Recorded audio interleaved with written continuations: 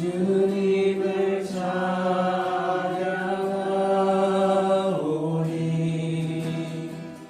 주님을 경배하오니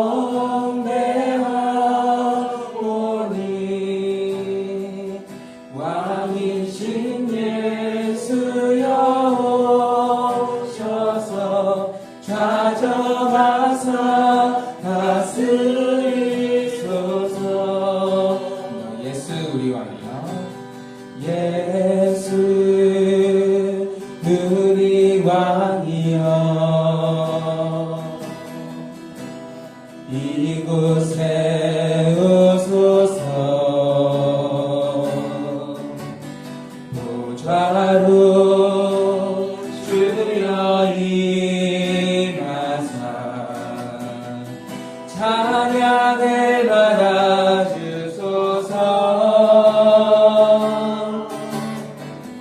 주님을 찬양하오니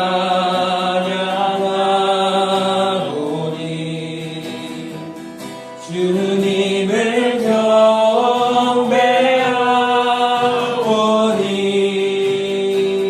왕이신 예수여 오셔서 좌정하사 다스리소서. 주님을 찬양하오니 주님을 찬양하오니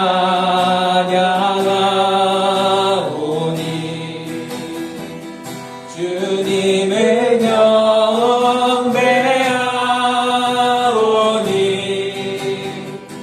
왕이신 예수여 오셔서 좌정하사 다스리소서. 주님을 찬양하오니 주님을 찬양하오니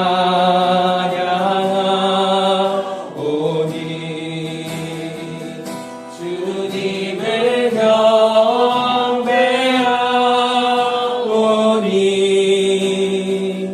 왕이신 예수여 오셔서 좌정하사 다스리소서.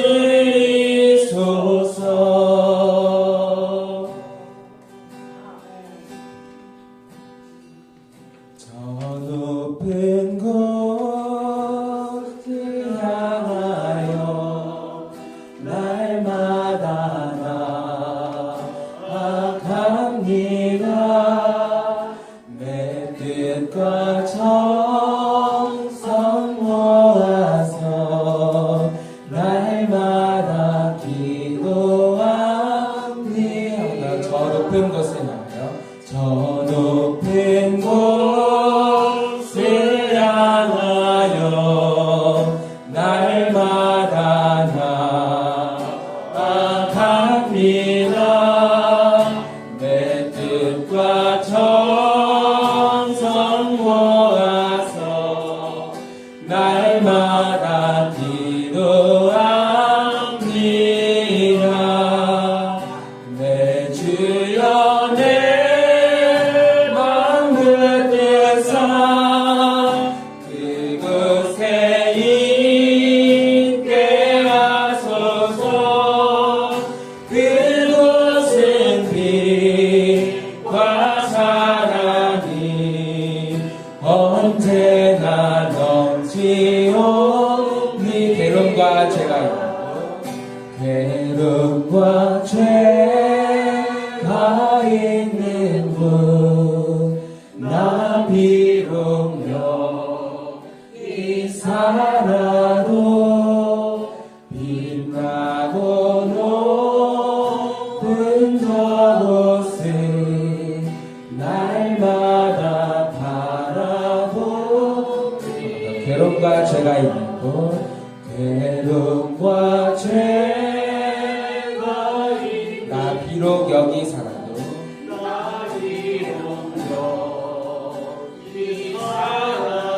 빛나고 높은 저곳을 높은 저곳을 날마다 바라봅니다. 내 주여 내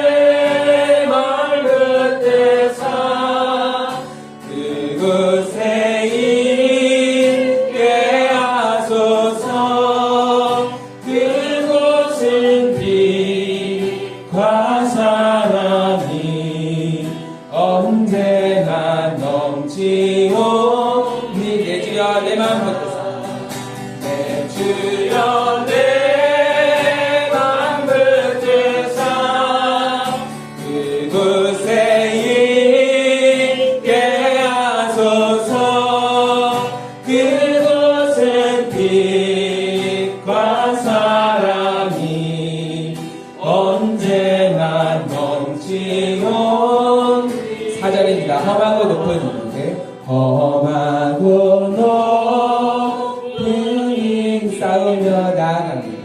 싸우며 나아갑니다. 다시금 뒤돌아오니 내 주여 인도하 내 주여 내 맘 붙드사 내 주여 내 맘 붙드사 그곳에 있게 하소서. 그곳은 빛과 사랑이 언제나 넘치온 내 주여 내 맘 붙드사 내 주여 내 맘 붙드사 그곳에 있게 하소서. 그곳은 빛과 사랑이 언제나 넘치옵니다.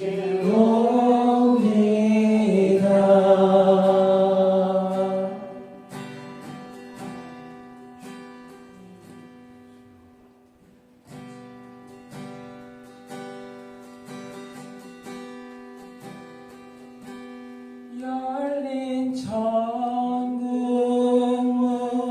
내가 들어가 세상 짐을 내려놓고 빛난 연료가 받아 쓰고서 주와 함께 길이 잠시 세상에 내가 살면서 항상 찬송 부르라. 날이 저물어 오라 하시면 영광 중에 나가리. 열린 천국문 내가 들어가 세상 짐을 내려놓고 빛난 면류관 받아 쓰고서 주와 함께 길이 눈물 골짜기 거두면서 눈물 골짜기 거두면서 나의 갈 길 따라 후에 주의 품 안에 내가 안기어 영원토록 살리로다. 열린 천국문 내가 들어가 세상 짐을 내려놓고 빛난 면류관 받아 쓰고서 주와 함께 길이 열린 천국문 열린 천국문 내가 들어가 세상 짐을 내려놓고 빛난 면류관 받아 쓰고서 주와 함께 길이 살리. 나의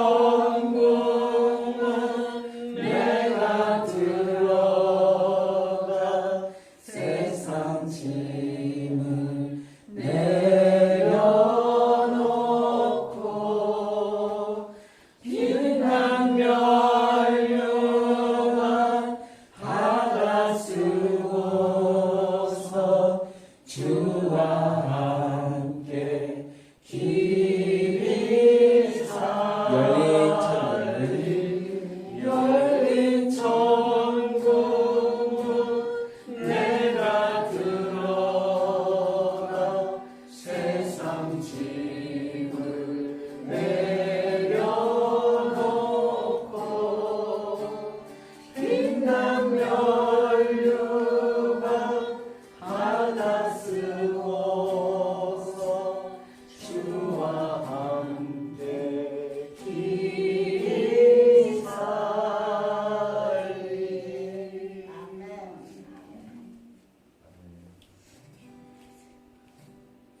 예수님의 핏값으로 사신 우리 귀한 릴리동교회 성도님들, 우리가 이 세상에 소망을 두는 것이 아니라 저 높은 곳, 저 천국에 소망을 두며 살아가는 그런 우리가 되기를 소망합니다. 이 시간 함께 더 깊은 예배의 자리로 나아가시면서 그렇게 우리의 마음을 하나님 앞에 내려놓으며 나아가길 소망합니다. 함께 기도하겠습니다.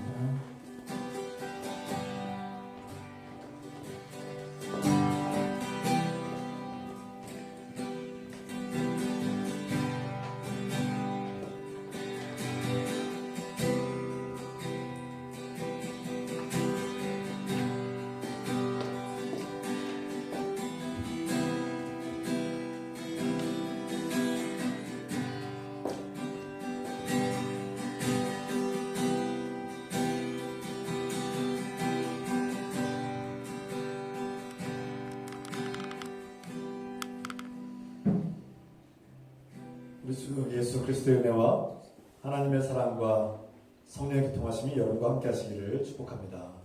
아멘. 다 같이 사도신경으로 우리 신앙을 고백하겠습니다. 전능하사 천지를 만드신 하나님 아버지를 내가 믿사오며 그 외아들 우리 주 예수 그리스도를 믿사오니 이는 성령으로 잉태하사 동정녀 마리아에게 하시고 본디오 빌라도에게 고난을 받으사 십자가에 못 박혀 죽으시고 장사한 지 사흘 만에 죽은 자 가운데서 다시 살아나시며 하늘에 오르사 전능하신 하나님 우편에 앉아 계시다가 주로서 산자와 죽은 자를 심판하러 오시리라. 성령을 믿사오며 거룩한 공의와 성도가 살로탄 것과 죄를 사해 주신 것과 몸이 다시 산 것과 영원히 산 것을 믿사옵나이다. 아멘. 다시 찬송 드리겠습니다. 524장 찬송 부르시면서 준비하시는 걸 함께 드리겠습니다.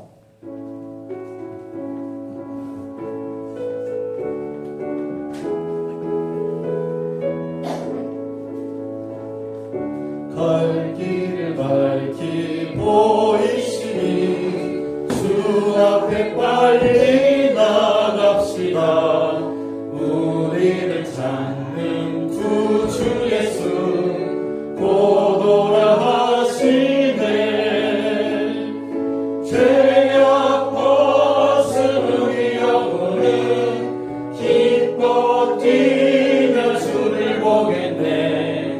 하늘에 계신 주 예수를 영원히 섬기리. 우리를 오라 하시는 말 기쁘게 듣고 순종하세. 구주를 믿기 지체 말고 속속히 나가세. 죄악 벗은 우리 영혼은 기뻐 뛰며 주를 보겠네. 하늘에 계신 주 예수를 영원히 섬기리. 주 오늘 여기 계시오니 가와서 주의 말씀 듣세. 듣기도 하며 생각하니 장진이시로다. 죄악 벗은 우리 영혼은 기뻐 뛰며 주를 보겠네. 하늘에 계신 주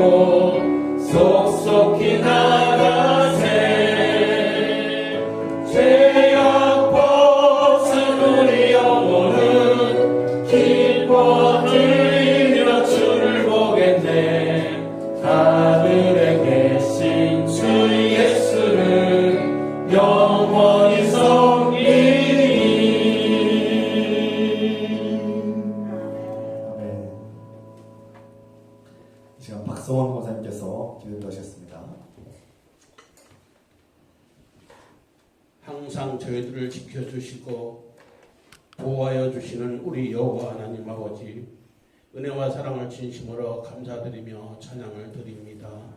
오늘도 주님의 날을 맞이하여 저희들 귀한 주님의 재단으로 불러주시고 이 시간도 주님 앞에 예배할 수 있도록 도와주시는 은혜, 아버지 하나님 진심으로 감사를 드립니다.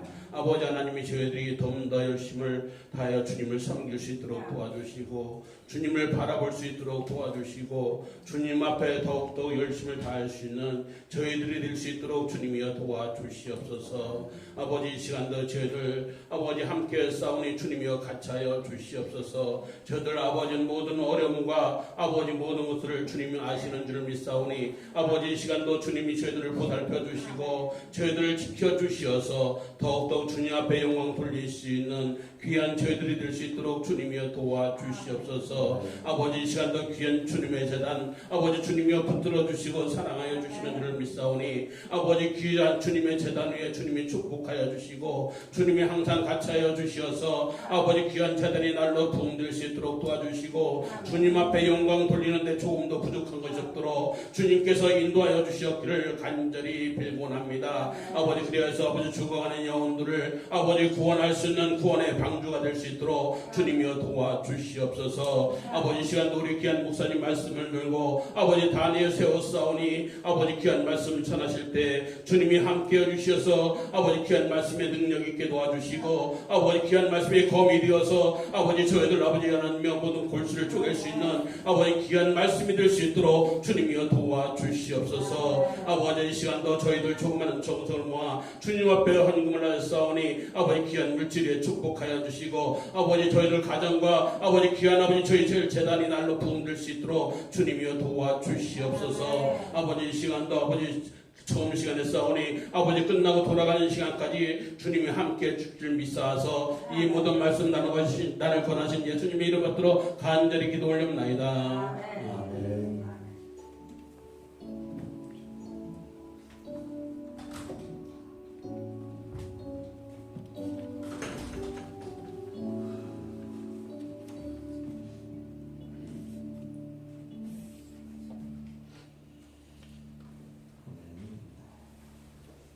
우리 서로 인사합시다. 주 이름으로 환영하고 축복합니다. 주님 이름으로 사랑하고 축복합니다. 주님 이름으로 환영하고 축복합니다. 맞습니다. 몇 가지 소식을 전하겠습니다. 오늘은 부활절 넷째 주이자 장애인 주일로 드립니다. 그리고 다음 주일은 부활절 다섯째 주일 예배로 드립니다. 오늘 예배 마치고 또 공동식사가 끝난 후에 목회 운영위원회 잠깐 모이겠습니다. 목회 운영위원회 잠시 모이겠습니다. 이 시간 함께 우리 기도합시다. 선교사님들과 선교사님들이 또 그 사역할 때 하나님께서 도우셔서 많은 영혼들을 주께로 구원하는 역사를 하시도록 우리 교회가 또 합력해서 현역 선교사님들을 기도로 중보합시다. 그리고 우리 교회가 복음을 증거할 때 전도의 문이 열려서 성교의 문이 열리고 많은 사람들을 주께로 인도하시도록 우리 함께 기도하기 원합니다. 기도합시다. 사랑하는 하나님 아버지, 열방의 모든 나라에 하나님의 일꾼들을 파송하시고 하나님의 일꾼들을 통해서 복음을 증거하시는 그 하나님의 역사가 선교사님들을 통해서 많은 생명들을 주께로 인도하고 구원하는 역사를 할 줄 기도합니다. 선교의 문 열어주시고 전도의 문 열어주셔서 주님 우리 교회가 이 지역사회를 주께로 인도하시도록 이 지역사회의 빛과 소금이 되고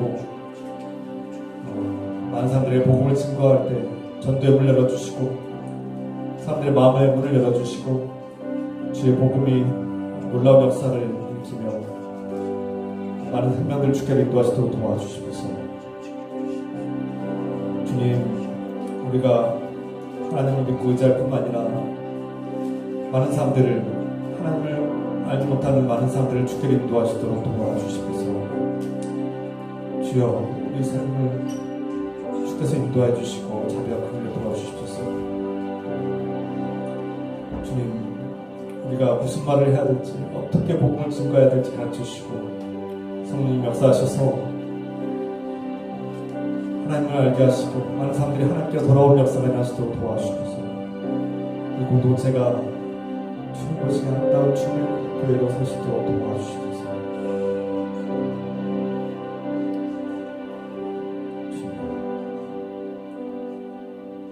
예수 그리스도 이름으로 감사하며 기도드립니다. 아멘.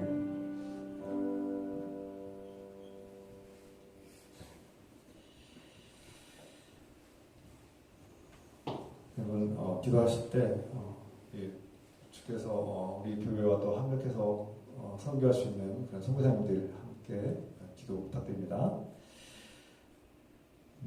이 시간 하나님께서 우리에게 주시는 말씀 역대상 12장 32절로부터 40절의 말씀입니다.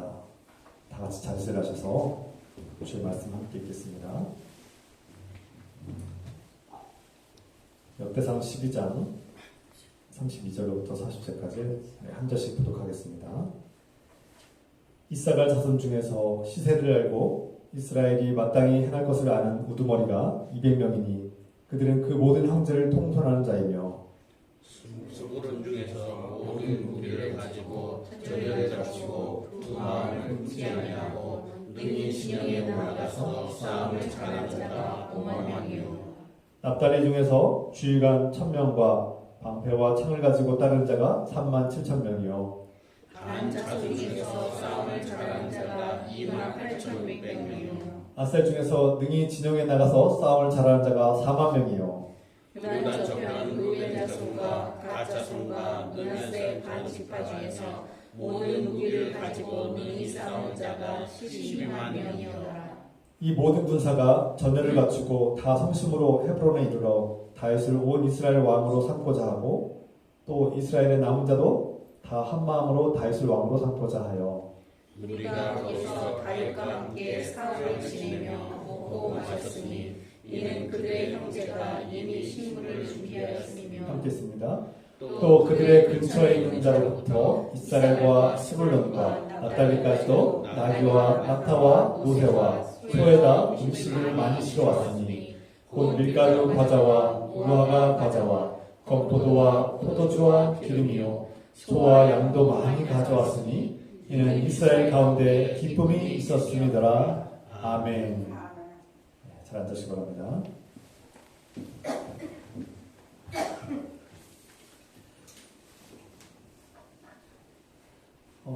일반적으로 대부분 사람들이 살아갈 때 특히 가정을 개인의 삶을 돌아볼 때 과거에 내가 어떻게 살아왔고 과거에 내가 젊은 시절 내가 힘있고 건강하던 시절을 돌아볼 때가 있죠. 또 현재 내 모습이 어떠한가 내가 지금 건강 상태가 어떻고 내 경제 상황이 어떻고 사람들과 관계는 어떤가 이것을 가끔씩 점검하고 돌아볼 때가 있죠. 또 내 앞날은 어떻게 될 것인가 미래를 알 수 없지만 내가 앞으로 어떻게 살아가고 어떤 앞날을 살아갈 것인가를 우리가 이렇게 점검하고 때로 분석도 하고 자신을 꼼꼼하게 돌아보기도 합니다. 그것이 대부분 사람들이 그렇게 하지 않습니까? 그것을 자주 하는 사람이 있는가 하면 가끔 하는 사람이 있겠죠. 한 가정에서도 한 가장이 집안을 책임지는 가장이 또 자녀들을 돌보는 부모가 과거에 아이들이 어렸을 때와 또 현재 아이들이 커가는 과정과 또 앞으로 미래에 우리가 어떻게 살아가야 될지를 정확히는 알 수 없지만 막연하게나마 생각할 때가 있죠. 그런 생각을 전혀 하지 않는다면 그 가정이 건강하게 살아갈 수 없을 것입니다. 그래서 각자의 경험과 지식과 지혜를 발휘해서 지금 다들 치열하게 삶을 살아가고 있죠.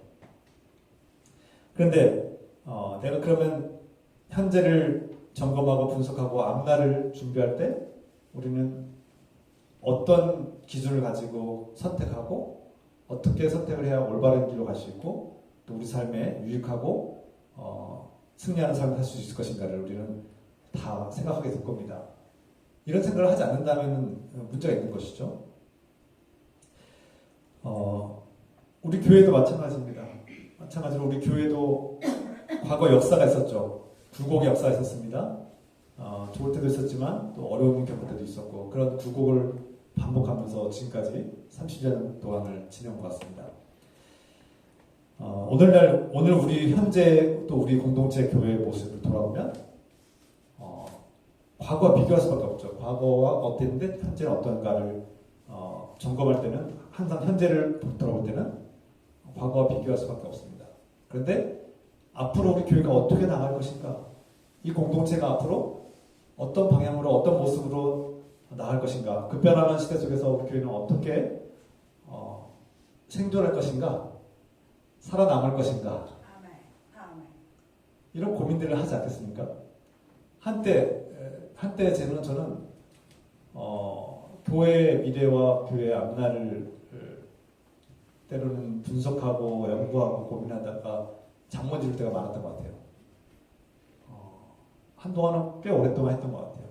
물론 답도 안 나오고 미래를 알 수도 없지만 과거와 현재와 미래를 우리가 이렇게 우리 나름대로의 지식과 지혜와 경험들을 살려서 이렇게 통찰하는 이런 훈련과 통찰력이 필요한 때입니다.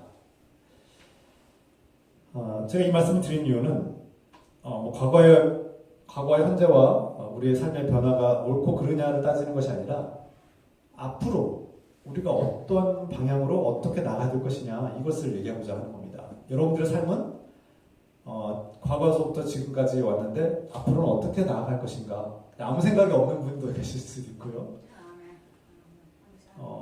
과거와 달리 수명이 연장되어 있고 백세 시대 그 이상의 삶을 사는 시대 속에서 우리가 갑자기 퇴직하신 분들, 갑자기 일을 하지 못하게 되는 상황들이 펼쳐지고 과거와 비해서 오랫동안 더 살아야 되는데 어떻게 살아야 될 것인가 이런 고민들을 당연히 하지 않겠습니까?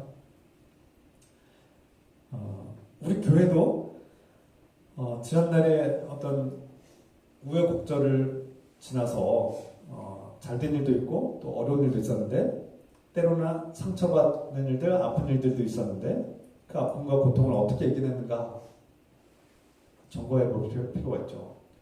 또 몇 년 전, 불과 2, 3년 전만 해도 우리가 코로나 팬데믹으로 인해서 전 세계적으로 또 한국 교회가 큰 어려움을 겪고 있지 않습니까?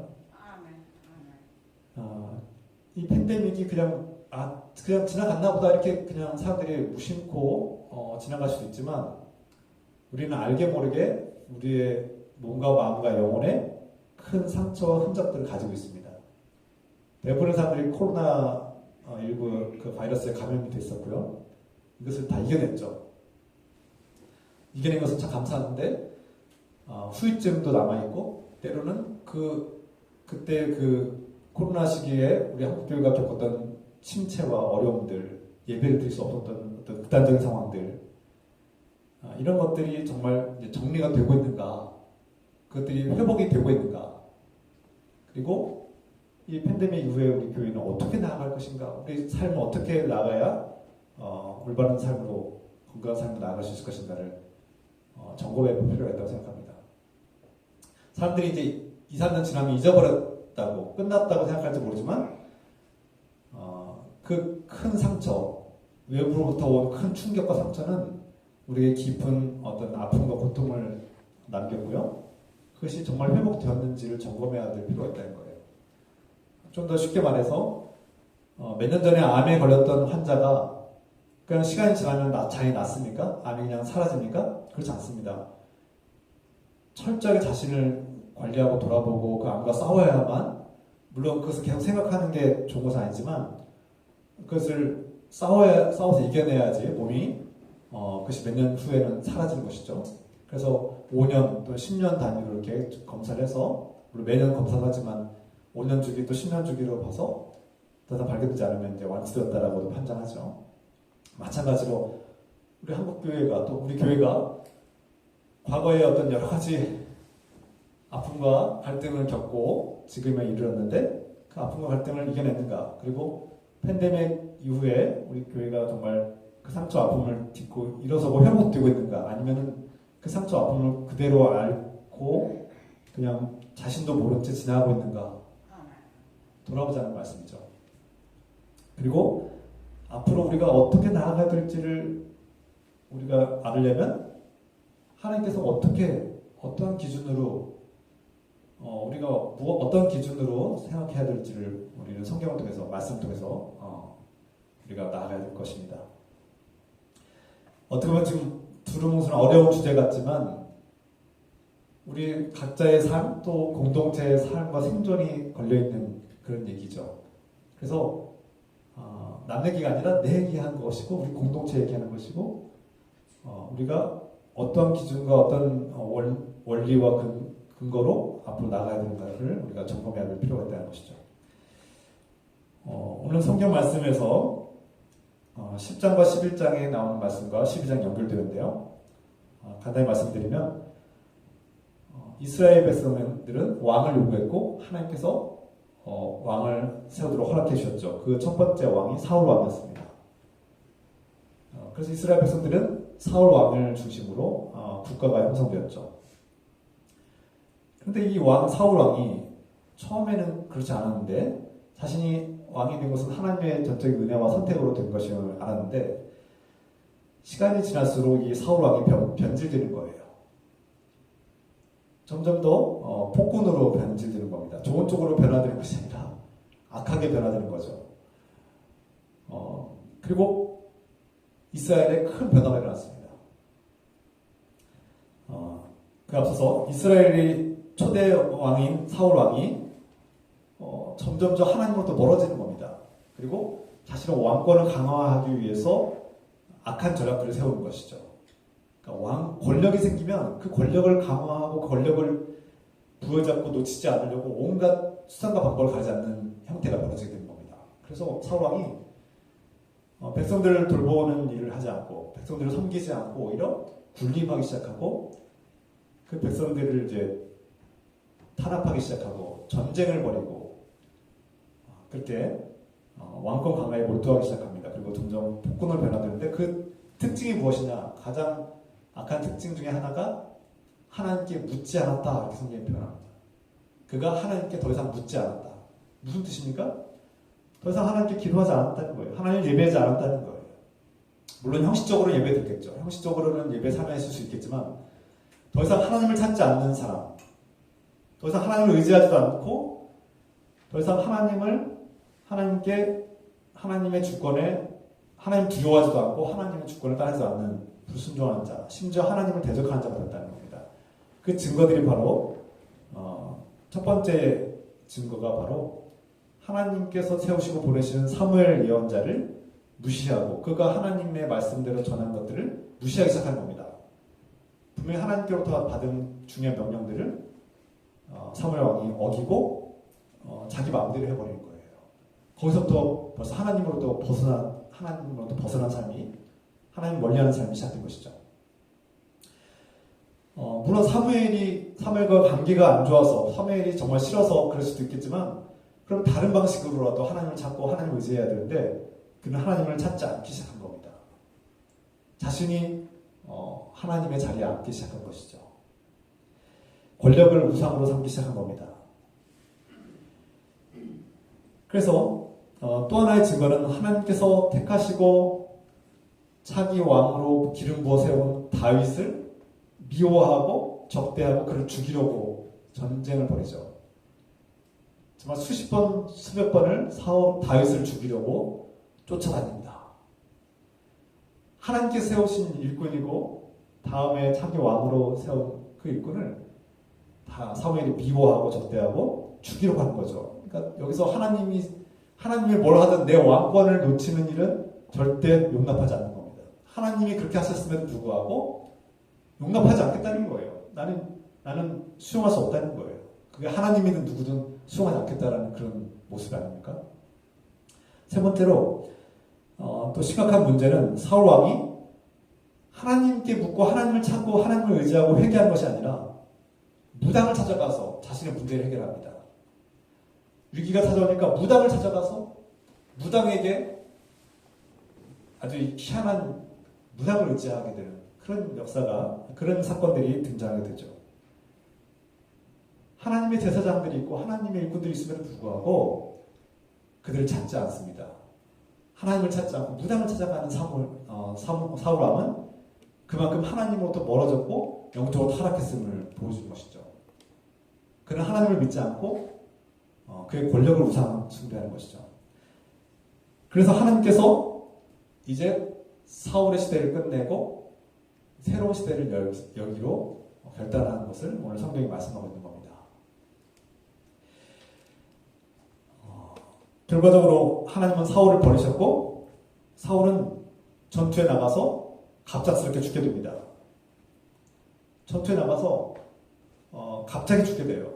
적의 화살을 맞고 죽게 됩니다. 그리고 스스로 목숨을 끊죠. 적에게 포로로 끌려가면 모욕을 당하고 수출당하니까 스스로 목숨을 끊게 됩니다. 그리고 아들도 함께 죽었어요. 아들 요나단도 같이 죽었죠. 그러니까 대가 끊긴 겁니다. 왕위를 물려줄 대가 끊긴 거예요. 사울의 시대가 완전히 막을 내려버린 것입니다. 아들이라도 살아있으면 아들이 왕위를 계승할지도 모르는데 더 이상 그럴 수 없는 거예요. 하나님께서 사울의 시대를 막을 내리게 하신 것입니다. 갑자기 왕이 사라진 이 권력 공백 상태, 왕이 없는 이 왕의 부재 상황에서 이스라엘 백성들은 혼돈이 펼쳐지고 또 한편에서는 누가 왕이 될 것인가에 대해서 권력 투쟁이, 권력 쟁탈전이 벌어질 수도 있고요. 아니면 12지파가 흩어져서 각자 도생의 길로 갈 수도 있습니다. 아주 혼돈의 시기가 펼쳐진 거죠. 게다가 전쟁이 아직 끝난 게 아니에요. 블레셋이 계속 공격을 해요. 아주 나라가 혼란스러운 상황이죠. 이런 위기 속에서 이스라엘은 어떤 선택을 할 것인가, 어떤 방향으로 나갈 것인가를 심각하게 고민하는 그런 시기였던 것이죠.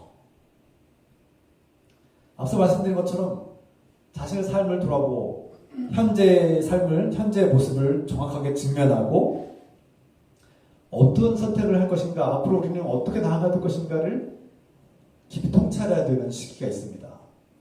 개인마다 그렇고, 가정마다 그렇고, 교회 공동체가 그렇고, 사회, 국가, 나라가, 민족이 그렇게 중요한 결정을 해야 될 기로가에 서 있을 때가 있죠. 그때 어떤 기준, 어떤 방향을 가지고 우리는 나갈 것인가?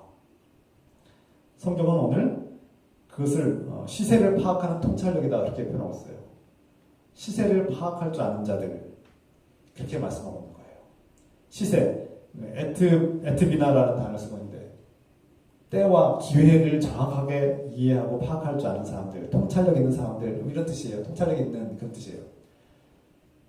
오늘 우리가 읽은 본문의 역대상 12장의 말씀 중에는 이스라엘 백성들이 그 위기, 그 전국의 위기 속에서 앞으로 어떻게 나아갈지를 선택하는 장면이 바로 오늘 말씀인데요.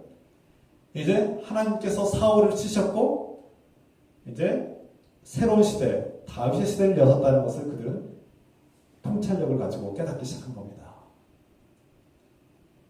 이런 안목이 있어야 된다는 거예요.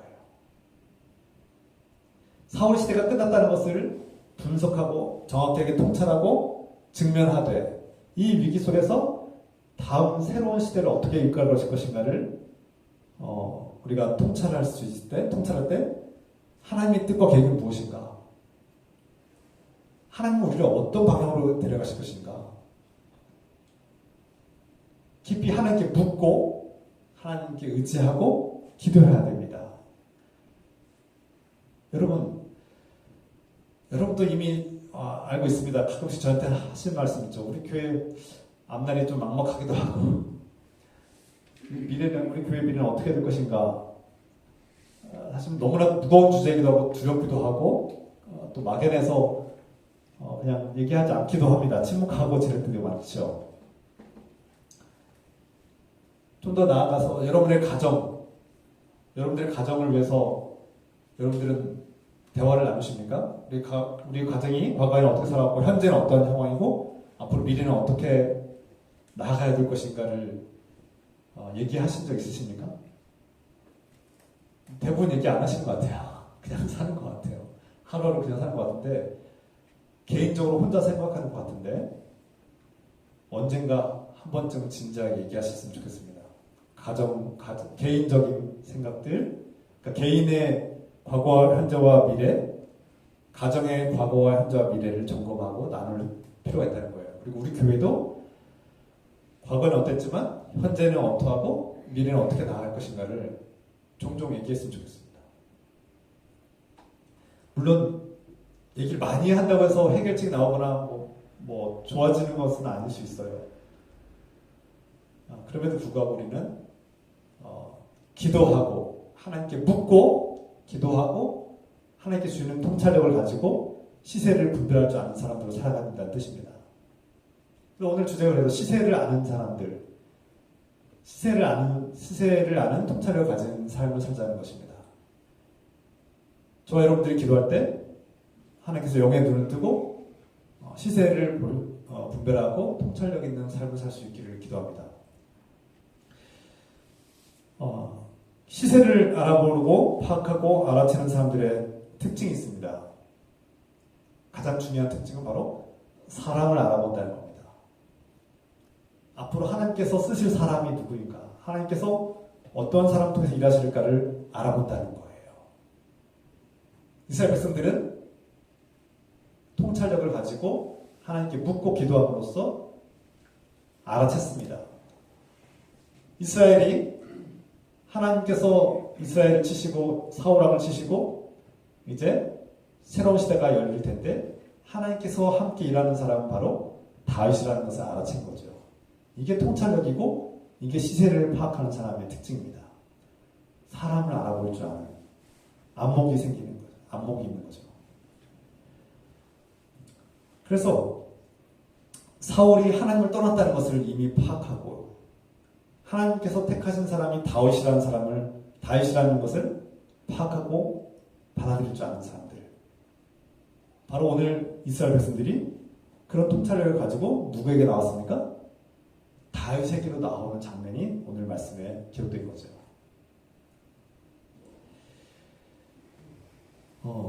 사울왕이 갑자기 죽고 왕과 권력이 공백 상태가 지속될 때 이스라엘 백성들은 각자 도생으로 가든가 아니면 자신들의 족속에서 왕을 세우려고 권력 쟁탈전을 벌일 수도 있었고 자신들의 어떤 규모가 큰 유다 지파 같은 경우는 규모가 크거든요. 인구가 많고 힘도 많고 힘도 세고 그런 족속들이 자기들의 힘과 전략을 가지고 규모를 밀어붙여서 왕이 될 수도 있었어요.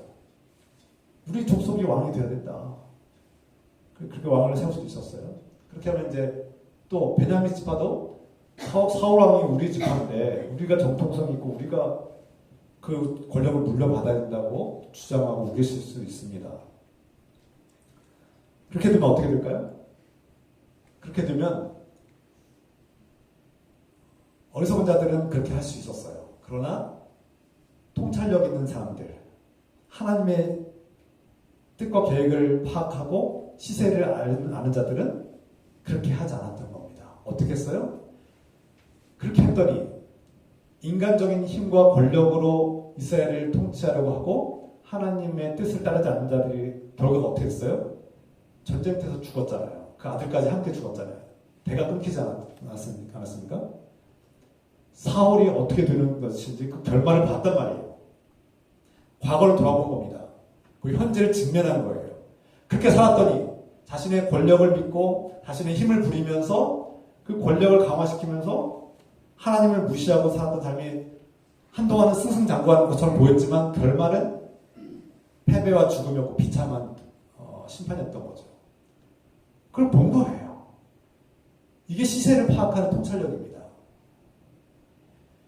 그렇게 했다가는 또다시 사울과 같은 국면을 맞이할 것을 알았던 거죠. 하나님 뜻대로 하지 않으면 저렇게 될 수밖에 없다는 것을 알았던 겁니다. 본 거예요. 본 겁니다. 시세를 안다는 것은 볼 줄 아는 거예요. 악한 자들이 잠시 승승장구하고 성공하는 것 같지만 그들 결말이 어떻게 된다는 것을 안다는 겁니다. 이게 통찰력이에요. 그래서 이스라엘 백성들은 자신들이 왕의 자리를 차지하려고 쟁탈전을 벌일 수도 있었고 때로는 각자 도생이기로 갈 수도 있었지만 그것은 하나님 뜻이 아니라는 것을 알았고 그렇게 갔다가는 멸망이라는 사실을 알았던 거죠. 깨달은 겁니다. 통찰력이 있었던 거예요. 우리에게도 이런 통찰력이 필요합니다. 세상의 힘과 어떤 권력과 규모를 믿고 그동안 잘해왔으니까, 그동안 그렇게 해서 성공해왔으니까 이대로 계속 갈 거야라고 주장하는 사람들의 결말이 비참하게 추락하는 것을 본 거예요. 그걸 아는 겁니다. 알아챈 겁니다. 하나님의 뜻대로 하지 않으면 결국은 저렇게 되는구나 알아챈 겁니다. 바람에 나는 겨와 같이 날아가는 것을 본 거예요. 하나님을 멀리하는 자가 결말이 비참하게 된다는 것을 본 거예요. 알아챈 거죠. 이게 통찰력이고 시세를 파악할 줄 아는 사람들의 삶이죠. 그래서 도망자 신세에 불과했던 사울에게 쫓겨다니면서 그저 소수의 무리로 600명의 사람들로 계속 쫓겨다니면서 변두리로 도망다니는 다윗에게로, 헤브론에 있는 다윗에게로 모든 이스라엘 백성들이 나오게 된 겁니다. 그가 대단해서요? 그가 위대해서 그랬습니까? 앞서 말씀드린 것처럼 보잘것없는 사람이에요. 어떠한 지파의 수장도 아니고요, 우두머리도 아니었어요. 조그마한 그 수백 명에 불과한 도망자 신세에 있던 보잘것없는 사람이었는데 다윗에게 나온 겁니다. 왜 그랬을까요? 그가 하나님의 택함 받은 사람, 하나님께서 세운 사람, 하나님을 사랑하고 충성하는 하나님의 사람, 하나님께서 그와 함께 일하는 사람이기 때문에 다윗에게 나온 겁니다. 자신들이 왕의 자리에 앉았을 때 그들은 사울이 어떻게 된 것을 알았기 때문에, 하나님 뜻대로 하지 않으면 어떻게 되는지 알았기 때문에 그들은 통찰력을 가지고 시세를 파악하고 다윗의 길로 나오는 것입니다. 우리에게 이런 통찰력이 필요합니다. 사람의 힘과 지식과 경험으로 자신의 권력과 명예로 삶을 살아가는 사람들이 잘 되는 것 같아요. 때로는 잘 되는 것 같아요. 정말 성공도 해요. 세상적으로 성공도 해요. 부러울 때도 있어요. 그런데 그들의 결말이 어떻습니까? 하나님을 멀리하고 하나님을 외면했던 사람들이 어떻게 됐어요? 우리는 그 결말을 알아야 합니다. 그걸 볼 줄 알아야 합니다. 그걸 볼 줄 아는 사람이 바로 시세를 파악할 줄 아는 통찰력을 가진 사람이 되는 것이죠.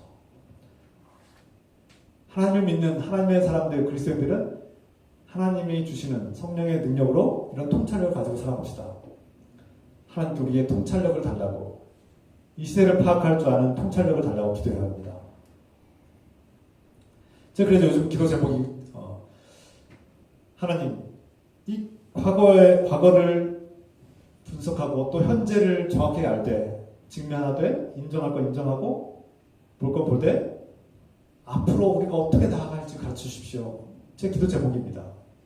이 공동체가 어떻게 나아갑니까? 이 급변한 시대 속에서 우리 교회는 어떻게 나아가죠? 이 제 기도 제목이에요. 저뿐만 아니라 여러분들도 기도 부탁드립니다. 우리에게 과거와 현재를 정확하게 알고 앞으로 어떻게 미래를 나아가고 준비해야 될지를 알 수 있는 통찰력을 주십시오라고 기도합시다. 그리고 여러분들 각자의 삶과 가정에도 이런 통찰력이 필요합니다. 일단 나중에 다시 더 자세하게 얘기하겠습니다. 오늘 본문의 말씀을 좀 더 나눌 때인데요. 이스라엘의 모든 족속들이 다윗에게로 나올 때 그 중에 이사갈 족속은 어떤 이유에서인지 200명의 우두머리만 나왔다 이렇게 표현되는데요. 물론 그 200명이 단순한 200명이 아니라 우두머리들, 어떤 족속들의 대표들이 다윗에게로 왔다는 거죠. 그런데 성경이 이렇게 말씀하고 있습니다. 이사갈 자손 중에서 시세를 알고 이스라엘이 마땅히 행할 것을 아는 우두머리가 200명이니 그들은 그 모든 형제를 통솔하는 자이며, 무슨 뜻입니까? 그들은 시세를 파악할 줄 아는 자들이었다. 이사갈 족속 중에는 적어도 200명은 그들이 대표를 가진 리더들이었는데 그들은 시세를 파악할 줄 아는 통찰력이 있었다는 거예요. 사울이 하나님의 심판을 받았고 그들이 앞으로 차기에는 하나님께서 어떻게 일하실지를 알았다는 겁니다. 알아챘다는 거예요. 하나님 뜻과 계획을 알아챘다는 거예요. 만약 이스라엘 족속이 이런 시세를 파악할 줄 모르고 통찰력이 없었다면 어떻게 돼요? 다윗을 여전히 반대하고 다윗을 거부하면 어떻게 될까요? 앞으로 하나님께서 펼치실 다윗 시대에 참여하지 못하게 되죠. 하나님의 영광을 누리지 못하게 됩니다. 하나님께 앞으로 다윗을 통해서 이끌어갈 놀라운 세상, 놀라운 나라, 하나님 나라 이스라엘을 함께 그 놀라운 이스라엘 영광을 동참하지 못하는 족속이 되고 말 거예요.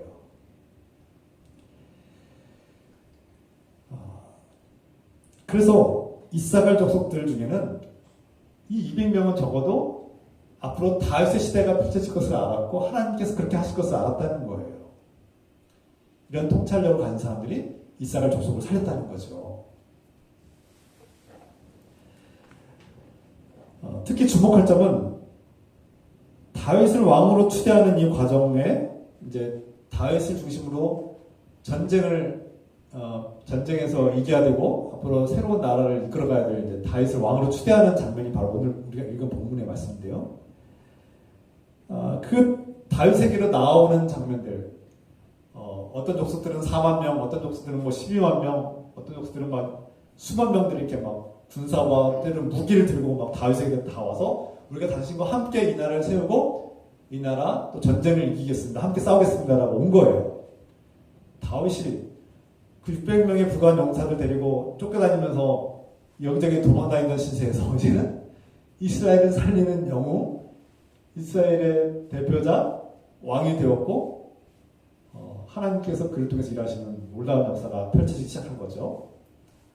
그 감격, 도망자 신세에서 왕이 되는 그 놀라운 감격, 15년 이상 동안 쫓겨다니고 도망치는 신세에서 하나님께서 나를 버리신 걸 아니까 내가 죽을 위기 속에서 내가 이렇게 죽어야 되는가, 아마 최소한 10번 이상 수십 번을 그런 경험을 했어. 다윗이 갑자기 자신들을 미워했던, 자신과 적대했던, 자신을 외면했던 사람들이 군대와 무기를 끌고 다 나올 때 그 감격은 얼마나 기쁠까요? 상상할 수 없을 것 같습니다. 도망자의 신세에서 갑자기 왕이 되는, 나를 미워했던 사람들이 나에게 친구가 되자고 손을 내밀고 내가 당신과 함께 싸우겠다고, 당신에게 충성하겠다고 나올 때 여러분 어떨까요? 여러분 생각해보세요. 저는 가슴이 벅찹니다. 우리가 복음을 증거하러 나갔을 때 문도 열어주지 않던 사람들이, 외면했던 사람들이, 그냥 가라고 했던 사람들이 어느 날 교회에 나와서 함께 예배드리고 싶다고, 나 예배드리고 싶다고, 예수 믿고 싶다고 나온다면 여러분 어떤가요, 마음이?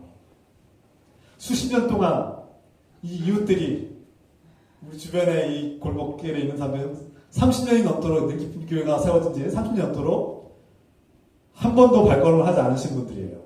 우리가 초대하고 전도하고 부활절마다 떡과 계란을 나누고 과일을 주고 뭐 그렇게 수십 번을 갔어도 예배 한 번도 나오지 않은 분들입니다. 외면했죠. 그런데 어느 날 갑자기 그들이 갑자기 나와서 우리 옆에 앉아서 같이 예배드린다면 여러분들의 마음이 어떻겠습니까? 여러분들의 마음이 어떻겠어요? 저는 바로 이웃에 사시는 원권사님이 어느 날 우리 교회에 이렇게 나오셨어요. 물론 이 정도 신앙생활 하셨지만 참 놀라운 일이죠. 우리가 가보지도 않았던 곳인데 가끔씩 이렇게 떡을 나누기도 하고 부활절 계란을 나누기도 하고 그것을 아셨던 거죠. 참 기쁜 일이죠. 얼마나 기쁩니까? 감사하고 기쁜 일이죠.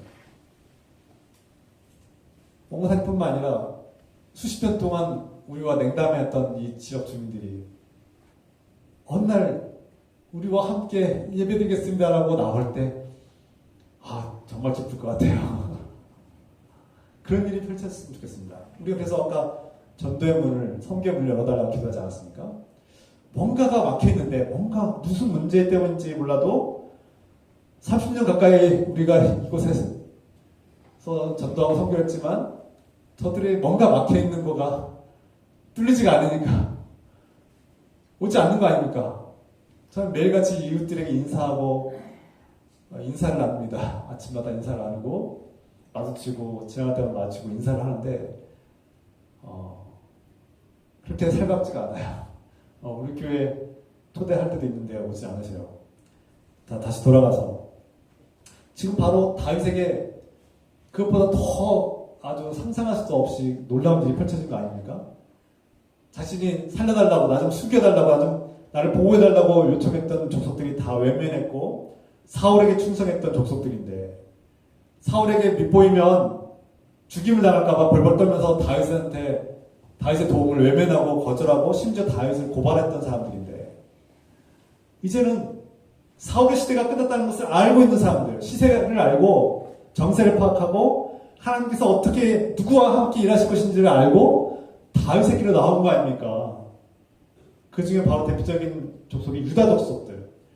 다윗의 혈족임에도 불구하고 다윗을 보호하지 않았고 다윗이 손을 내밀었을 때 외면했던 족속인데, 이 유다 족속이 다윗에게 나온 겁니다. 그리고 더 놀라운 사실은 사울과 한 혈족이었던 베냐민 족속들도 함께 나온 것입니다. 베냐민 족속, 사울 왕이 왕권을 가지고 있고 같은 지파 혈족인데, 그 베냐민 지파도 사울의 시대가 끝났다는 것을 안 겁니다. 자신들에게 정통성과 정치적인 기득권이 있다고 주장하지 않고 우기지 않고, 이제 사울의 시대는 하나님께서 막을 내리게 하셨고 하나님께서 다윗의 시대를 열었다는 것을, 그 시대를 정세를 파악한 거죠. 인정한 겁니다. 현실을 인정한 거예요. 그리고 원수 같았던 다윗에게, 원수였죠. 어떻게 보면 사울이 미워했고 사울을 죽이려고 앞장섰던 베냐민 지파, 그리고 다윗 때문에 사실은 자신들이 무너졌다고 생각할 수도 있는데, 그 원수 같던 다윗에게로 자신들의 군대를 몰고 와서 당신에게 충성하고 당신을 왕으로 삼고 당신과 함께 싸우겠습니다라고 수만 명의 군대가 함께 나온 겁니다. 원수가 친구가 되는 순간이죠. 여러분, 평생 나를 욕하고 나를 미워하고 나를 적대하고 나를 못살게 구던 사람이 어느 날 갑자기 나한테 무릎 꿇고 사과하면서 내가 당신 앞에 잘못했다고 용서해달라고 구하고, 갑자기 어느 날 와서 내가 당신에게 충성하겠다고 하면 얼마나 감동스럽겠어요. 얼마나 기쁘겠습니까? 근데 이게 다윗의 힘으로 된 것이 아니라 누구도 예상하지 못한 시기에 갑작스럽게 일어난 변화였던 것이죠.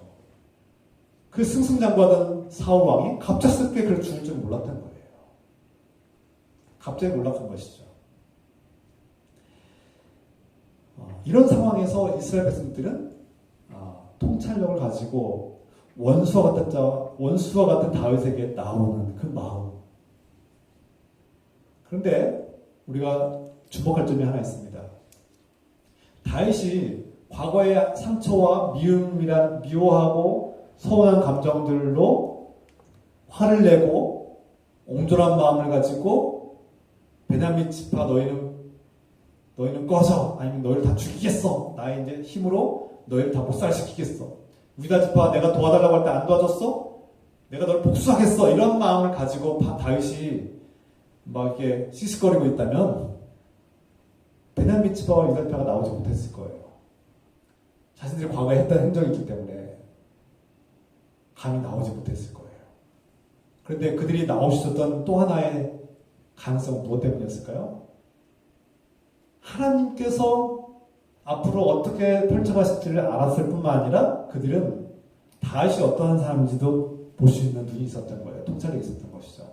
다윗은 비록 감정적인 그런 갈등과 아픔과 악감정이 있긴 하지만 다윗은 그 개인적인 감정을 초월해서 하나님의 뜻에 따라 행동할 사람이었다는 것을 알았던 거죠.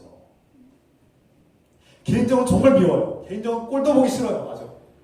나를 징글징글하게 못살게 굴었던 베냐민 지파. 정말 끔찍한 지파인데 하나님께서 그들을 보내셨다고 믿는 거예요. 사실이니까. 그 원수 같던 자들이 자신 앞에 무릎 꿇고 나오는 것은 하나님께서 하신 일이라는 것을 믿고 자신의 개인적인 감정을 앞세워서 그들을 복수하는 것에 자신을 빼앗기는 자가 아니라 다윗은 하나님 뜻에 순종함으로 그들을 용서할 수 있는 그런 인격과 성품을 가진 사람이라는 것이죠. 사람 볼 줄 아는 겁니다. 앞서 말씀드린 것처럼 이 통찰력은 사람 볼 줄 아는 거예요. 다윗이 어떤 사람인지 알았다는 거예요. 그가 개인적인 감정에 휘말려서 자신들을 복수하고 자신들에게 공격할 것이 아니라 하나님의 뜻에 따라 순종함으로 자신을 용서하고 받아들일 것을 알았던 거예요. 여러분은 사람 볼 줄 아십니까? 여러분 사람 보는 안목 있어요? 기도합니다. 우리나라 사람들 사람 볼 줄 아는 안목 있을까요? 좀 나가서? 우리나라는 아직 먼 것 같습니다. 사람 볼 줄 모르는 것 같아요. 사람 볼 줄 몰라요, 잘.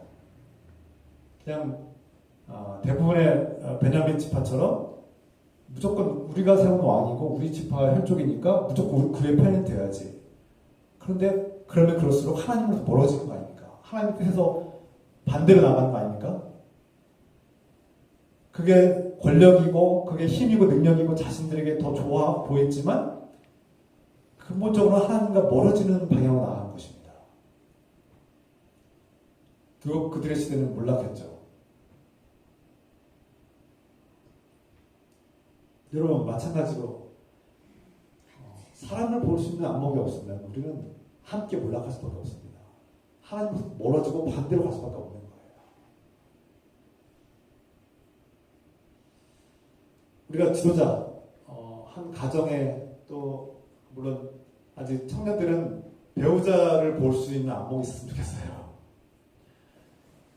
저도 마찬가지지만 겉모습, 외면, 남자들이 처음에 외모만을 보는 경향이 강합니다.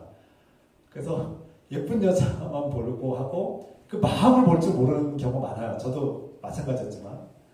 그래서 20대 때, 30대 때 보면 그냥 외모만 보려고 했던 것 같아요. 그 마음과 인격과 성품을 잘 못 봤던 것 같아요.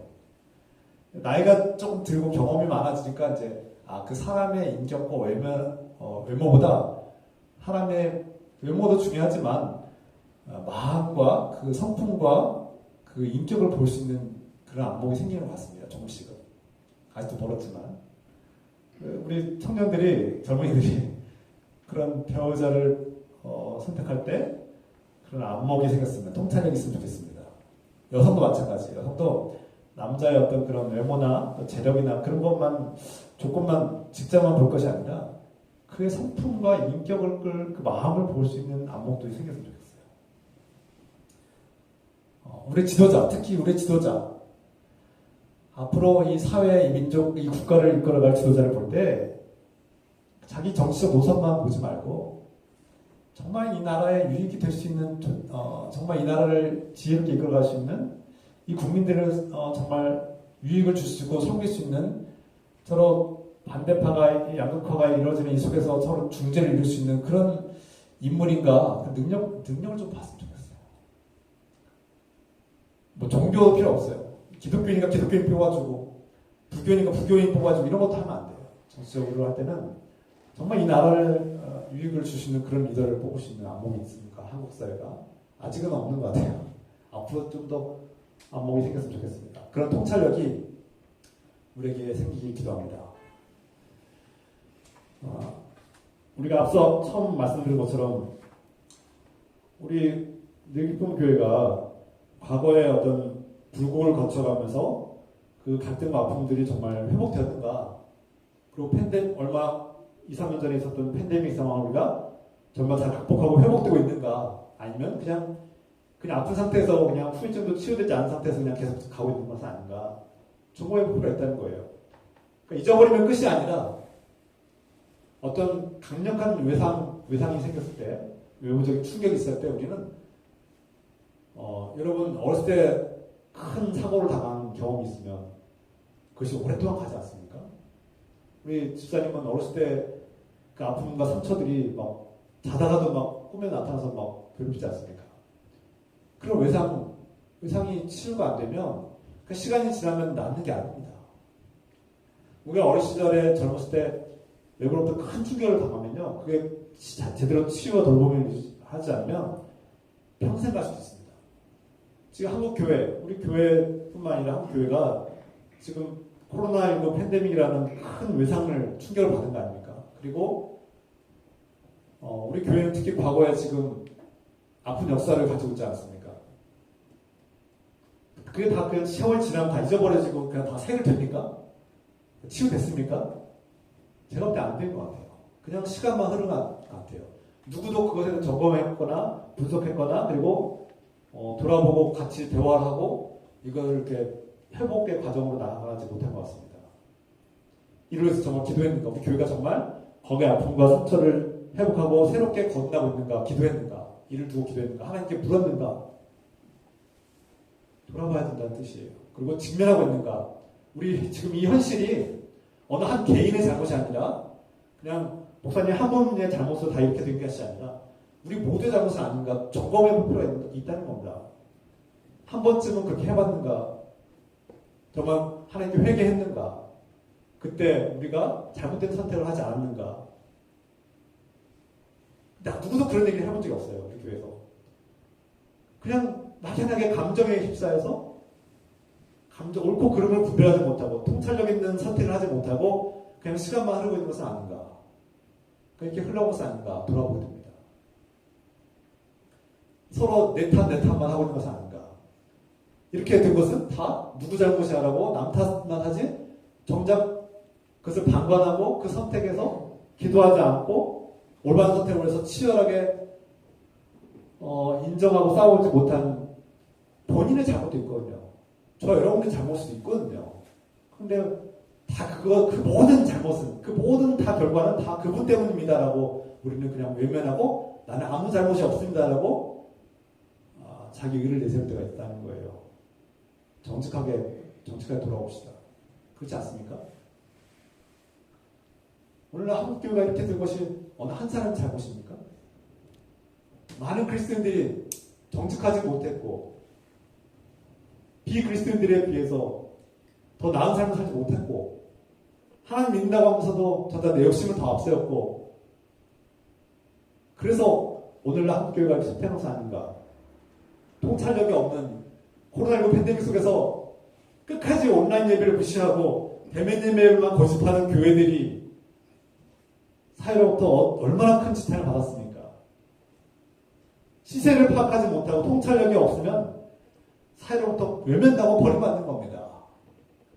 사울의 시대가 끝났는데 다윗의 시대를 나아가야 되는데 그냥 내 감정이 휘말려서 가기 싫으니까 거부하고 끝까지 그냥 해오던 대로만 가는 겁니다. 그러면 망하는 겁니다. 하나님께서 다윗의 시대를 여셨는데 그 시세를 통찰하지 못하면 망하는 겁니다. 사울과 함께 올라가는 거죠. 통찰력이 필요합니다. 저 여러분들에게 하나님께 통찰력을 주시기 기도합니다. 부부관계도 마찬가지예요. 가정에서도 어떤 문제가 생겼을 때는 반드시 나의 잘못도 있습니다.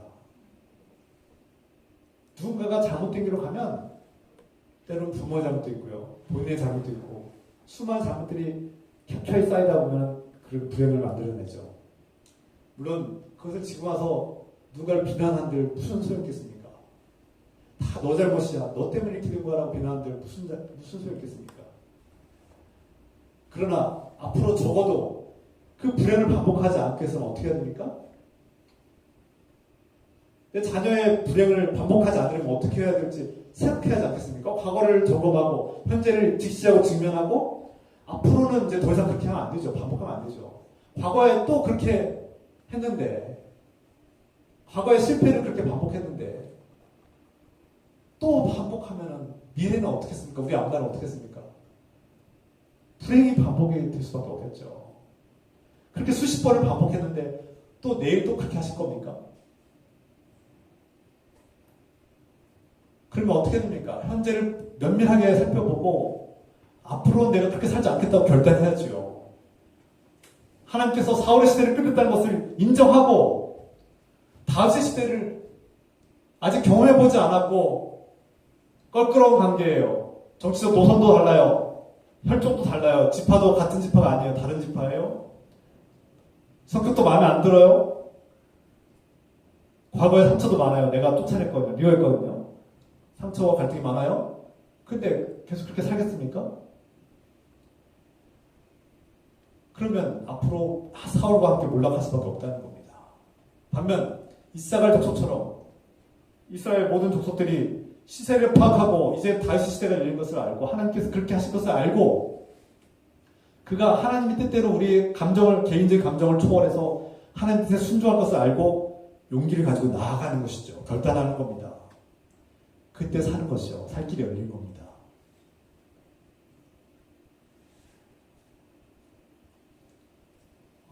앞으로 많은 학자들이 팬데믹과 같은 상황들이 주기적으로 또 반복될 거라고 예고하고 있습니다.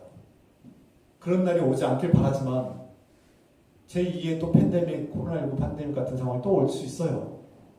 불행한 일이지만 안 오길 바라지만 온다고 많은 학자들이 예고하고 있습니다. 왜냐하면 그럴 수밖에 없는, 제가 다 설명할 수 없지만 인류가 그렇게 지금 자연을 파괴하고 기후변화와 이런 모든 파괴적 현상 때문에 이런 현상들이 계속 발생할 수밖에 없다고 지금 결론적으로 내리고 있어요.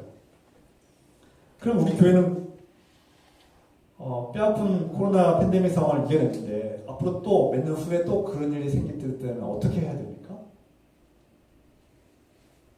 그냥 과거에 해오던 대로만 해야 됩니까?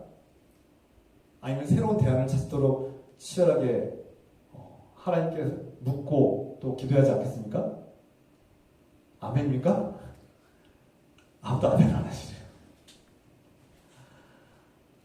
우리가 과거에 수십 년 동안 전도하고 선교하는 방식이 있어요. 과거에 성공했어요. 그렇게 해서 교회가 성장하기도 했어요. 그런데 앞으로도 그렇게 해야 됩니까? 저는 요즘 회의적이에요. 과거에 길거리에 나가서 막 뭔가 나눠주고 막 돌리고 막 집집마다 뭔가 붙이고 그렇게 수십 년 동안 해왔어요. 효과 있습니까? 사람들이 받아들입니까? 그냥 과거에 해오드니까 과거에 했잖아요. 과거에 했으니까 또 해야죠. 왜 안 합니까, 목사님은? 저는 아니라고 생각해요. 시대가 바뀌었어요. 시세를 파악하는 그런 통찰력이 필요합니다. 더 이상 길거리 나가서 팜플렛 나눠주는 게 전도라고 생각하는 그 고정관념을 이제 버릴 때가 됐다는 거예요. 과거에는 먹혔어요. 과거에는 그렇게 해도 됐어요. 그러나 지금도 되냐는 거예요. 지금 됩니까? 해보셨잖아요. 해보셨잖아요. 됩니까? 왜 안 되는 걸 계속 고집하세요? 안 되는 거를 왜 계속 하자고 고집하세요? 과거에 했으니까. 과거에 했는데 먹겠단 말이에요. 지금은 안 된다고요. 그런 시대는 끝났다고요. 그냥 과거에 얽매 있는 거예요. 고정관념에. 그러니까 사울을 따르던 시대가 그리운 거예요. 사울이 따르던 시대에 내가 힘과 권력을 두던 시대가 그리운 거예요. 한국교회가 그런 거예요. 대면 시대에 누렸던 영광을 계속 누리고 싶은데 안 되는 거예요. 그 시대가 끝난 거예요. 팬데믹 때문에 끝나버린 거예요. 그러면 새로운 길을 찾아야죠. 온라인 시대로 가는 시대가 답일까? 뭐 답이라고는 할 수 없지만 대안을 찾아야죠. 대안을 찾아야 되는 거 아닙니까? 저도 지금 온라인 우리 예배를 다 지금 녹화하고 온라인에 올리죠. 불편하고 뭐 귀찮기도 합니다. 뭐 그렇게 조회수가 많지도 않아요. 그때에도 불구하고 하는 이유가 뭡니까? 이게 더 효과적이니까. 지역사회 팜플렛 나눠주는 것보다 더 효과적이니까. 새로운 시대가 열린 걸 아니까. 시세를 파악하는 통찰력을 가져야 된다고 생각합니다. 20년 전에 잘 됐거든요. 20년 전에 내가 그게 성공했거든요. 그 고정관념을 버리지 못하고 고집하면 사울과 함께 무너지는 겁니다. 한국교회가 앞으로 변해야 됩니다. 여러분의 가정은 어떻습니까? 과거에 아버지가 호령하던 시대가 있었어요. 아버지 한마디면 온 집안이 다 움직이는 시대가 있었죠. 과거에는 그게 즐거웠어요. 아버지는 아주 막강한 파워를 가지고 권위의 시대에 살았죠. 아내가 자식들이 꼼짝 못했어요. 아버지 한마디면. 그런 시대를 살았어요. 저도 그렇게 살았고요. 그런데 지금 이 시대에 똑같이 하면 어떻게 됐습니까? 그 집 망하는 겁니다. 자식들이 다 아버지를 떠나요. 외면해요. 더 이상 아버지를 존중하지 못해요. 이혼하게 됩니다. 그렇게 살면. 이혼에 어떤 부인이 그런 남편을 견디겠어요? 이혼감이죠. 시대가 변했어요. 시세를 파악하지 못하고 통찰력이 없으면 과거에 내가 먹혔고 과거에 즐거웠기 때문에 내가 계속 고집하면 사울과 함께 몰락하는 겁니다. 다윗의 시대가 열렸어요. 다윗의 시대에는 겸손해야 합니다. 내 감정을 극복할 줄 알아야 됩니다. 통제할 줄 알아야 됩니다. 원수에게도 손을 내밀 줄 알아야 합니다. 다윗의 시대에는 감정의 도를 뛰어넘어서 하나님의 뜻에 순종할 줄 알아야 삽니다. 이스라엘 족속이 끝까지 고집을 부리고 다윗을 외면했으면 그들은 망했을 겁니다. 그런데 그들은 시세를 통찰력을 가지고 다윗에게 나왔죠. 살았습니다. 껄끄러운 감정을 넘어서 살았어요. 가정에서, 교회도 마찬가지예요. 교회도. 과거에 해던 대로 고정관념 가지고 과거에 해오던 것을 고집하면은 한국 교회, 막상 우리 교회가 살아남기 힘들어요. 앞으로 하나님께서 어떠한 세계를 펼치실지를 우리는 파악하고 통찰력 있게 행동해야 되는데, 저도 답은 모릅니다.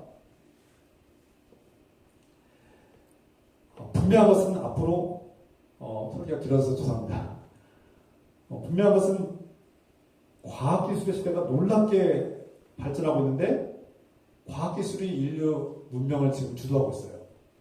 이건 벌써 오래전부터 진행되어 온 얘기인데, 앞으로 AI, AGI, 그 인공지능과 함께 사람보다 더 똑똑한 인공지능이 앞으로 2, 3년 후에 나오면 그것이 로봇과 결합을 합니다. 로봇과 결합을 하면 우리 대부분의 직장들을 다 AI와 로봇이 대체하게 될 날이 머지않았습니다. 대량 실업이 예고되고 있어요. 수억 개의 직장이 사라지는 그런 일들이 펼쳐지게 될 겁니다. 그 시대 속에서 우리 교회는 우리 삶을 각자 어떻게 준비할 것인가? 그냥 이것은 남 일이야. 아직 오지도 않은 일이고 그냥 우리랑 상관없는 일이야 라고 외면하시겠습니까? 아니면 그냥 무관심하겠습니까? 아니면 교회는 그냥 이건 교회 밖에서 일어나는 일이고 우리랑 아무 상관이 없는 일이야 라고 그렇게 무시하겠습니까? 무시했다가는 사고와 함께 몰락하게 될 겁니다. 그것이 정말 하나님께서 기뻐하는 일인지 하나님께서 펼쳐가실 새로운 시대인지는 우리 하나님께 물어야죠. 그 AI 로봇 시대에 우리는 어떻게 살아야 됩니까? 하나님께 물어야 된다는 겁니다. 사무엘이 하나님께 묻지 않았으므로 멸망했다고 성경이 말씀하지 않습니까? 여러분 하나님께 묻고 있습니까? 올 한 해 우리가 적어도 올 한 해는 기도하는 한 해로 항상 기도해야 되지만 기도를 쉬지 않고 해야 되지만 적어도 올 한 해는 적어도 기도를 회복하는 한 해가 되자 외치고 있는데 하나님께 묻고 있습니까? 몇 년 후에 AI가 우리 삶에 들어왔을 때 우리는 어떻게 대처해야 될지 기도하고 있습니까? 이것뿐만이 아닙니다. 인공 장기를 이미 만들고 있고요.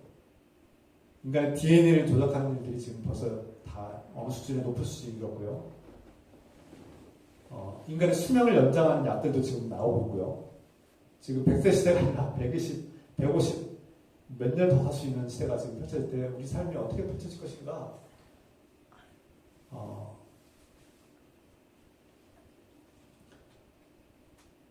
다윗은 하나님의 아들 예수 그리스도를 미리 보여주는 예표입니다. 그래서 우리에게 새로운 시대에 오시는 하나님 나라의 왕으로 오시는 예수 그리스도께서 우리 삶을 펼쳐가시고 세상이 급변할지라도 우리 삶 속에 우리 왕 되신 예수 그리스도께서 우리 삶을 주관하시는 그런 다윗의 시대가 예수님을 통해서 완성되는 저 여러분들의 삶이 되기를 소망합니다. 우리가 맞이할 새로운 시대에 예수님이 통치하시고 예수님께서 우리 생명을 주관하시는 예수님을 의지할 때 인간성과 인간의 나아갈 바와 인간의 목적을 잃지 않고 급변하는 세계 속에서도 우리가 방향을 잃지 않고 나아가는 저 여러분 되시기를 우리 주님 예수 그리스도 안에서 왕 되신 주님 예수 그리스도를 통해서 우리 삶이 급변한 세계 속에서도 중심을 잃지 않고 올바른 방향으로 나아가기를 주의 이름으로 축복합니다. 아멘. 기도합시다. 사랑의 하나님 아버지, 세상은 급변합니다. 우리가 따라갈 수 없을 만큼 급변하고 빠르게 변화되는 세계 속에서 우리는 혼돈을 겪습니다.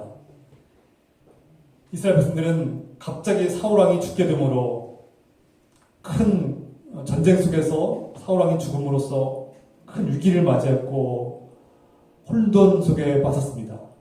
그러나 이스라엘 백성들은 시세를 파악하고 하나님께서 어떻게 앞으로 펼쳐가실지를 뜻과 계획을 파악하고 통찰함으로써 그들은 하나님께서 세울 다윗을 통해서 새로운 나라를 펼치실 것을 깨닫고 다윗에게 나왔습니다. 주님, 이 급변한 시대 속에서 우리가 앞으로 어떻게 나아가야 될지, 예수 그리스도께서 왕이 되시는 새로운 나라, 예수께서 펼치시는 그 새로운 나라에 동참하고 하나님께서 펼치실 그 새로운 나라에 동참함으로 하나님 영광에 동참하는 놀라운 삶을 사시도록 우리 가정과 교회와 나라와 민족이 그렇게 나아가시도록, 주님께 나아가시도록, 하나님 나라에 동참하시도록 인도하여 주셔서 우리 함께 기도합시다. 우리의 눈을 열어서, 성령께서 우리의 눈을 열어서 이 시대를 통찰하는 힘을 주셔서 함께 기도하겠습니다. 주여, 하나님 아버지,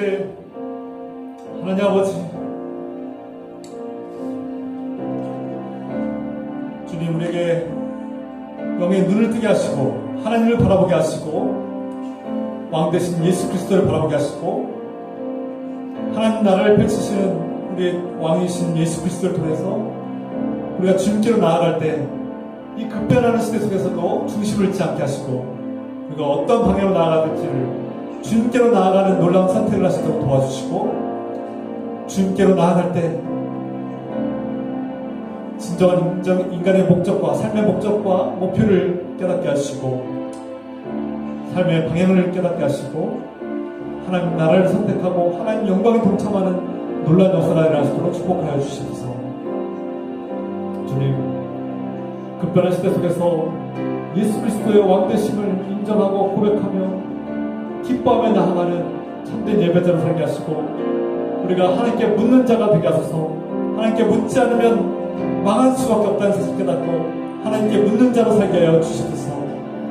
하나님께 묻고 쉬지 않고 깨어 기도하며 하나님과 동의하는 사람들로 살게 하여 주시옵소서. 우리에게 통찰력을 주시옵소서.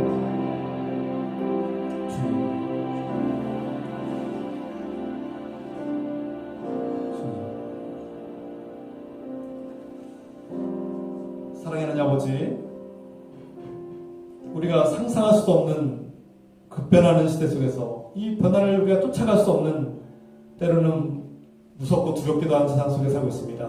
그러나 주님, 이 급변하는 세계 속에서, 혼돈의 시대 속에서도 우리가 왕 되신 예수 그리스도 앞에 나아갈 때 하나님께서 펼치실 하나님 나라와 영광에 동참하는 놀라운 역사가, 생명의 역사가 시작되게 하여 주시옵소서. 이스라엘 백성들이 그 혼돈과 어둠 속에서 하나님께서 펼치실 그 다윗의 시대를 깨닫고 통찰력 있게 깨닫고 다윗에게 나간 것처럼 오늘 우리의 왕 되신 예수 그리스도 앞에 나아갑니다. 하나님께서 펼치실 그 하나님 나라와 영광에 동참하게 하여 주시옵소서. 이제는 우리의 왕 되신 예수 그리스도의 은혜와 하나님 아버지의 끝없는 사랑하심과 성령님의 교통감의 역사하심이 여기에 모인 하나님께로 나오는 백성들 위해 지금부터 영원토록 함께 해주시기를 간절히 축원하옵나이다. 아멘. 아멘.